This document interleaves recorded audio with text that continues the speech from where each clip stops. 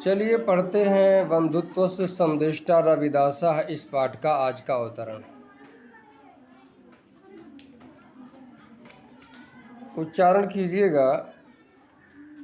वस्तुतस्तु तादृशा एव महापुरुषा संत शब्देन भारतीय जनमानसे समादृता अभवन्।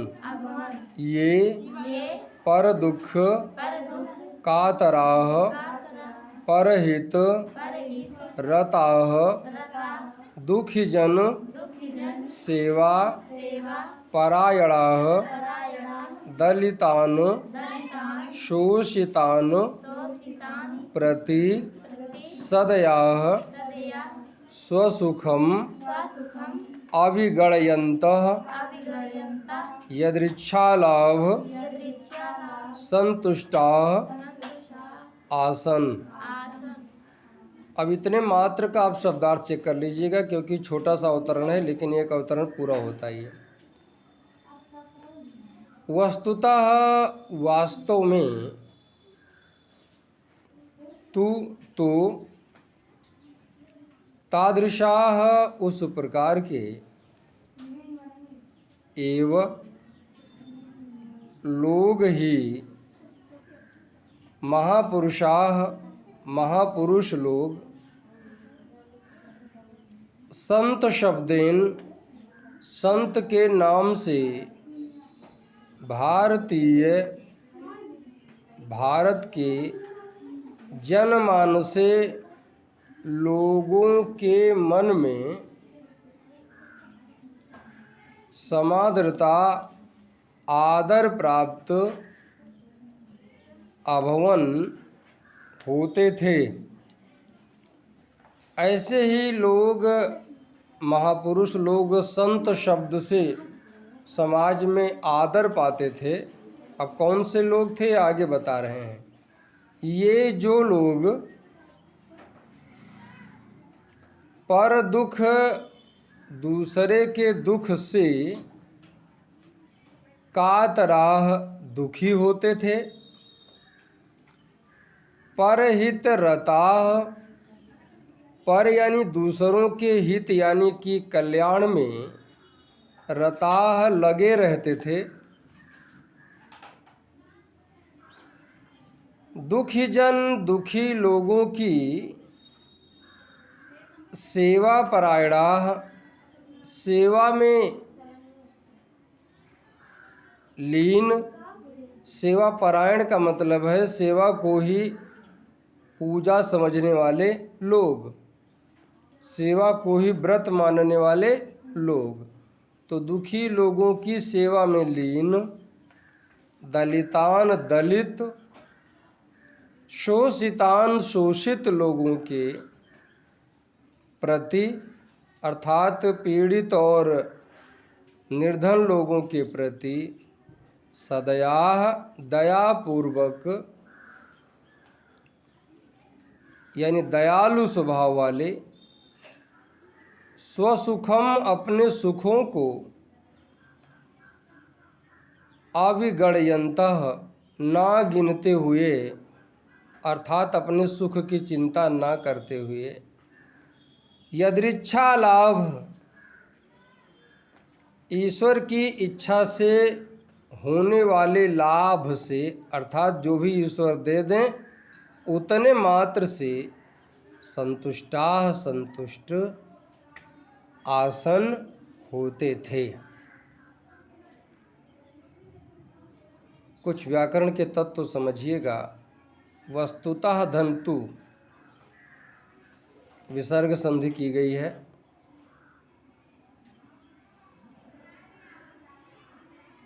विसर्जनीय से सह सूत्र लगा हुआ है। अब ये सूत्र कहाँ मिलेगा? ये आपको हाई स्कूल की किताब जो है उसमें मिल जाएगा, व्याकरण में संधि प्रकरण में, क्योंकि 9th में विसर्ग संधि आपके पाठ्यक्रम में नहीं है। भारतीय धन जनमानसे समास किया गया है, यहाँ पे संधि नहीं है। तत्पुरुष समास का पद बनता है, लेकिन यहाँ समास नहीं समझाएंगे क्योंकि वो आपको भी पढ़ाए नहीं तो कम समझ में आएगा। पर दुख कातराह, ये 3 शब्द लगे हुए हैं। दुखी जन सेवा धन परायणाह, दुखी लोगों की सेवा को व्रत मानने वाले। शोषितान धन प्रति, द्वितीय विभक्ति में ये प्रति शब्द जोड़ा गया है, 2 पद लगे हुए हैं, कोई संधि नहीं है। स्वसुखम धन अविगणयन्तः, संधि नहीं है, केवल शब्दों को अलग करके दिखाया गया आपको। यदृच्छा धन लाभ धन संतुष्टा, पढ़ने के लिए तोड़ा जा रहा है, बाकी यहाँ समास हुआ है, संधि नहीं हुई है। आसन क्रियापद है, अर्थ बताया गया होते थे। अब इसकी हिंदी समझिए, प्रसंग समझने का प्रयास करें। प्रस्तुत अवतरण में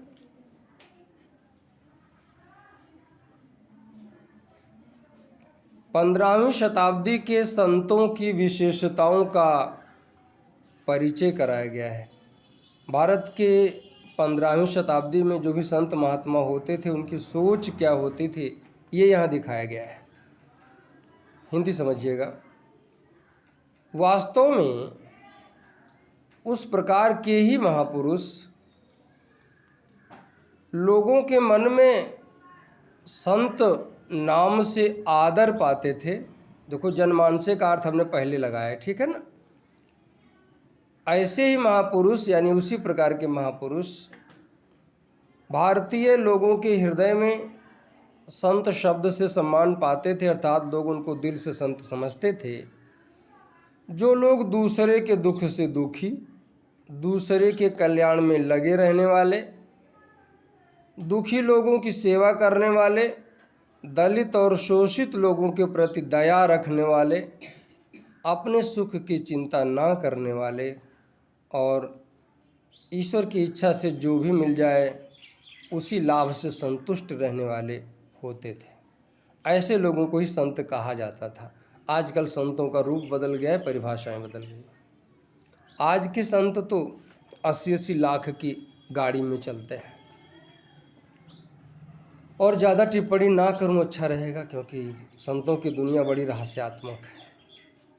थोड़ा मैं कम उन पर विश्वास और बिलीव करूंगा, क्योंकि उनकी कार्यशैली मुझे हाथी के दांत जैसी दिखती है। क्योंकि जो दिखता है वो है नहीं, और जो है वो छिपा रहता है। इसलिए सारी आदतें उनकी हमारे सामने नहीं आती। कुल मिला के ये समझो। छोड़िए, बात समझ में आई होगी। अगले अवतरण को पढ़ें।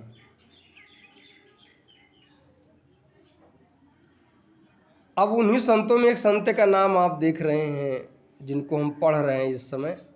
नाम क्या है? रविदास, जिनको लोग रैदास कहते थे, जो कबीर के 12 शिष्यों में एक थे। और कबीर के शिष्यों की खासियत हम बताएं, 100 साल से कम कोई नहीं जिया है, ऐसा बताया था ना एक दिन। चलिए उच्चारण कीजिएगा। सत्पुरुषो महात्मा रविदास स्वकर्मणि निरताः सन परमात्मनो माहात्म्यम उपवर्णयन् दुःखितान् जनान् प्रति सदय हृदयः कर्मणः प्रतिष्ठां लोके स्थापयत। धर्मस्य बाह्याचारः एव परस्पर वैरस्य हेतु रीति सह विश्वसिति स्म। अतो बाह्याचारान् परिहाय धर्माचरणं विधेयम्। गंगास्नानात् शरीर शुद्धे अपेक्षया मनसः शुद्धि रावस्यकी इति तेनोक्तम्। पूते तु मनसि काष्ठ स्थाल्यामेव गंगेति तस्योक्तिः प्रसिद्धैवास्ति। विद्यार्थियों, यहाँ आपने देखा होगा कि जब हम सब पढ़ते हैं तो हम लोग पढ़ ले जाते हैं, और घर पे जब आप पढ़ेंगे तो लगेगा कितना कठिन है, लेकिन यहाँ आप सही बोल पा रहे हैं, उच्चारण कर पा रहे हैं। कर लेते ना, अकेले में जब पढ़ते होंगे तो कुछ डर लगता होगा, कठिन है। मानो इस बात को कि जब प्रयास किया जाएगा तो कठिनाई दूर होती है। मेरे उच्चारण करके पढ़ाने का उद्देश्य भी यही है कि आपको एक बार पढ़वाए रहेंगे तो आप कभी भी पढ़ेंगे तो पढ़ ले जाएंगे।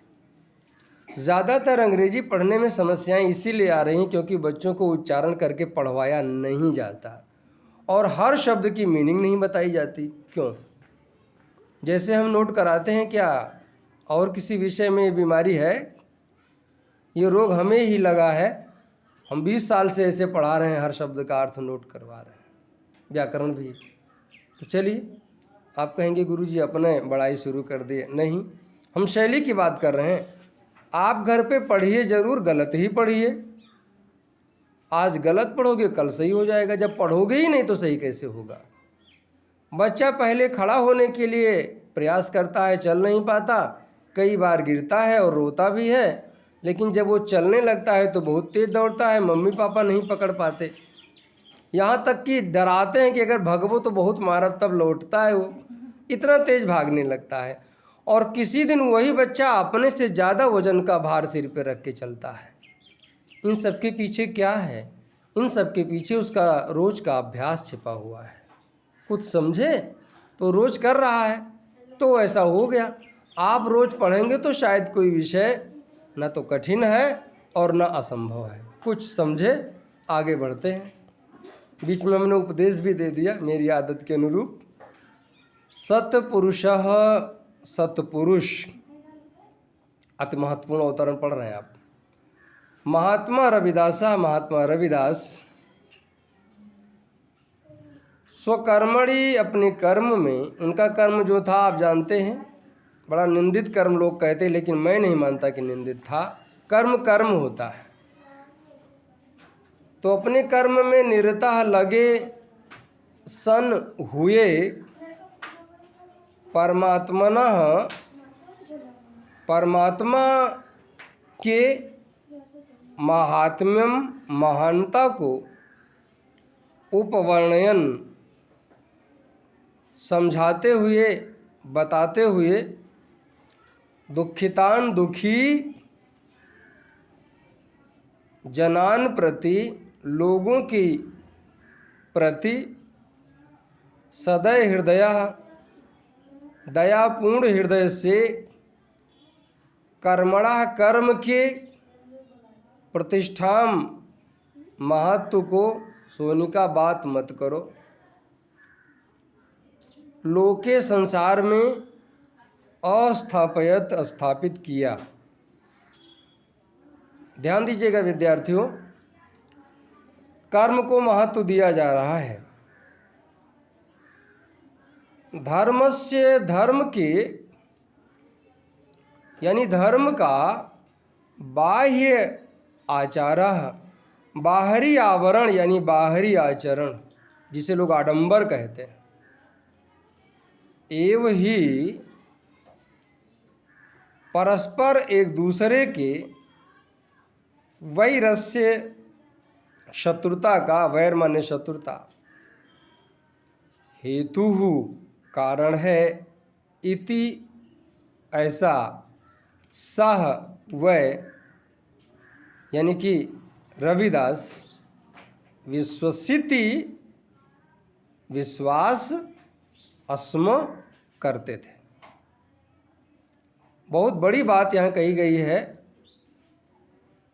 और जो कही गई उस पर ध्यान पढ़ने के बाद भी नहीं जाता लोगों का, आपका भी नहीं जाएगा जब तक समझाएंगे नहीं क्या कह गए हैं। अतः इसलिए बाह्य आचारान, बाहरी आचरणों को, जो बाहर से तमाम आडंबर किए जाते हैं, अपने धर्म के प्रचार में शोरगुल किया जाता है, उसको क्या बता रहे हैं? परिहाय छोड़कर धर्माचरणम, धर्म का आचरण विधेयम करना चाहिए। गंगा स्नानात, गंगा में नहाने से शरीर शुद्धे, शरीर को शुद्ध करने की अपेक्षा, गंगा में नहा के शरीर को शुद्ध करने की अपेक्षा मनसः, मन की शुद्धि, शुद्ध यानी कि पवित्रता आवश्यकी, जरूरी है। गंगा में बहुत नहाओ, अगर मन गंदा है, चोरी बेईमानी दिमाग से नहीं उतर रहा है, तो गंगा नहाने से कोई मतलब नहीं है, तो वो जरूरी है। इति ऐसा तेन उक्तम, उन्होंने कहा। बड़े बड़े संत 5 बजे, बड़े बड़े सेठ लोग 5 बजे नदियों में नहा लेते हैं गंगा जी में, लेकिन दिमाग में लगा हुआ है कि वो ज़मीन कौन में कब्जे आवा जाए जो बगलिया ठू गरीब रहा था। विधायक जिसे बतियानंद भगवान का कोनो मेरे से दियाए देते हो, बताओ उन्हों को शामिल कर रहे हैं। आगे बढ़िएगा। पूते तू, पवित्र होने पर तू, पूत माने पवित्र, लड़के को भी पूत कहा जाता है क्योंकि वो पावन पवित्र समझा जाता है। पूते यानी कि पवित्र, तू तो मनस्य, मन के, काष्ठ स्थाल्याम, काठ की, काष्ठ माने काठ लकड़ी, स्थाल्याम कठौती, स्थाली माने थाली, लकड़ी थाली यानी लकड़ी के कठौती में, एव ही गंगा, गंगा जी रहती हैं। इति ऐसा, तस्य उक्ति ही, उनकी उक्ति अर्थात उनका कथन, प्रसिद्ध एव, प्रसिद्ध ही अस्ति है। उनका ये कथन बहुत प्रसिद्ध है। मन चंगा तो कठौती में गंगा, मन पवित्र है तो काठ की कठौती में भी गंगा जी आ सकती हैं। चलिए अब इसका कुछ व्याकरण तत्व देख लेते हैं। सद धन पुरुषः, सत पुरुषः, चर तो संधि खरिचा सूत्र लगा हुआ है।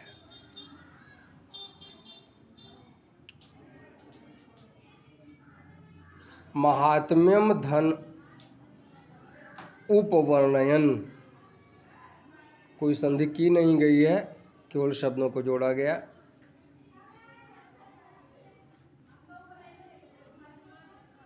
जनान धन प्रति, यहाँ भी अलग ही समझिएगा। लोके धन अस्थापयत, पूर्व रूप संधि की गई है, सूत्र थोड़ा सा टेढ़ा सा है। इंगः पदांताद अति, बाह्य धन आचारः, बड़ा छोटा शब्द है लेकिन इसमें संधि है। बाह्य धन आचारः, अकः सवर्णे दीर्घः, हेतु धन इति, हेतु धन इति, विसर्ग संधि की गई। ससजुसुरु और विसर्जनीय से सा। आगे बढ़िए। बाह्य धन आचारान, अका सवर्णे दीर्घ, दीर्घ स्वर संधि बनती है। और अति महत्वपूर्ण शब्द आ रहा है, गंगा स्नानात धन शरीर, तो जो ये ता है ये चा बन रहा है, बीच में चा दिख रहा है आपको। यहाँ पे श्चुत्व संधि की गई है। व्यंजन संधि में स्तोष चुनाश्चु सूत्र लगता है। स्तोष चुनाश्चु व्याकरण में पढ़ाया गया है। जो बच्चे अभी आरंभ किए हैं वो हैरान नहीं होंगे, सब समझ में आएगा। नहीं सोचे पता नहीं क्या बक रहे हैं, ऐसा नहीं है, सब समझ में आएगा, परेशान ना हो। कल लास्ट डेट है कक्षा 9 में रजिस्ट्रेशन की, कल ख़त्म हो जाएगा, फिर कोई नाम नहीं। आगे बढ़िएगा। यहाँ पर एक चीज़ और समझ में आनी चाहिए। गंगा स्नानाच धन शरीर, एक नया शब्द मिला। ताका चा हुआ, गंगा स्नानाच धन शरीर। चा के बाद सा आएगा तो अपने आप सा छा बन जाता है। छत तो संधि की गई है, जो आपको पढ़ाया नहीं गया है। सूत्र है सस छो अटी। सस छो अटी। कभी जिज्ञासा होगी तो सूत्र का अर्थ समझ लीजिएगा, आप समझ जाएंगे। ठीक, आज अभी मत रोकिएगा क्योंकि हम समय में बंधे हुए हैं। शुद्धेह धन अपेक्षया विसर्ग संधि की गई है। विसर्जनीय से सा सस जुसो रो। शुद्धि धन आवश्यकी, यहां पर भी विसर्ग संधि है।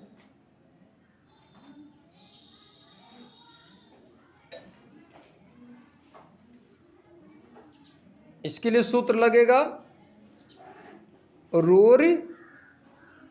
ये हाई स्कूल में भी नहीं पढ़ाया गया। शुद्धिर धन रावश्यकी पर एक रा लुप्त तो हो जाएगा, फिर वो बन जाएगा।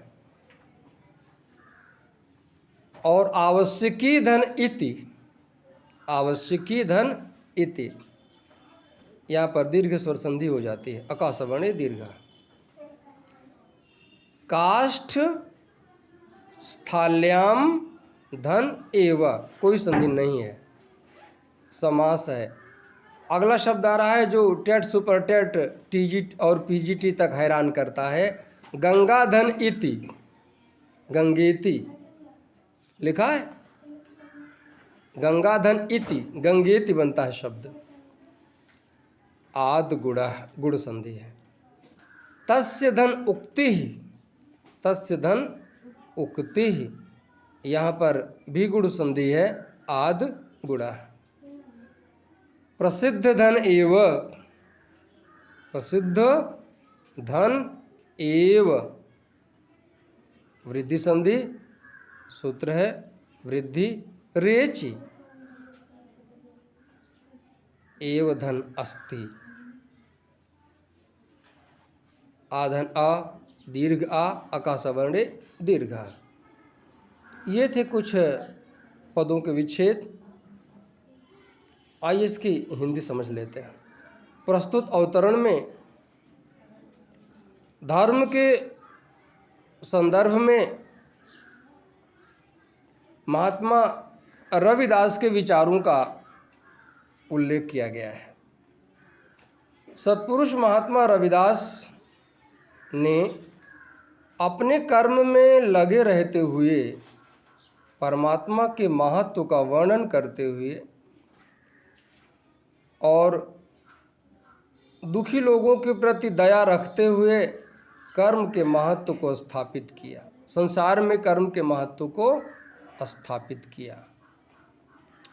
धर्म का बाहरी आचरण ही एक दूसरे से शत्रुता का कारण है, ऐसा वे विश्वास करते थे। इसलिए बाह्य आचरणों को, आडंबरों को छोड़कर ही धर्म का आचरण करना चाहिए। गंगा स्नान से शरीर की शुद्धि की अपेक्षा मन की शुद्धि अधिक आवश्यक है, ऐसा उन्होंने कहा।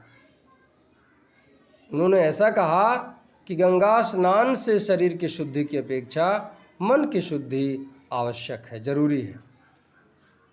मन के पवित्र होने पर तो काठ की कठौती में भी गंगा जी रहती हैं, ऐसी उनकी उक्ति, उनका कथन प्रसिद्ध ही है। तो विद्यार्थियों आज यहीं तक, और अब चर्चा करते हैं उस बात की जिसमें रहस्यात्मक बात बताई गई है। तो